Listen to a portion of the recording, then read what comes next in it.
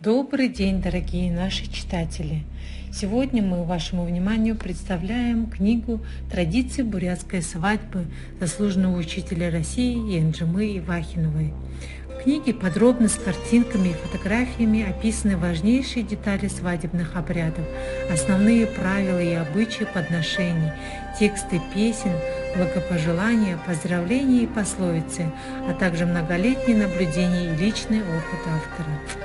Всех нас когда-то ожидают большие и радостные события в семейной жизни, сватовство, свадьба и связанные с ними хлопоты.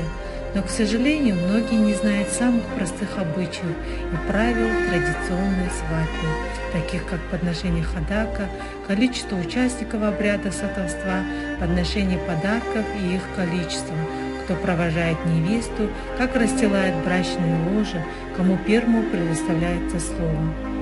Да и сама свадьба в наши дни часто отдается на откуп тамаде, который проводит ее по собственному сценарию.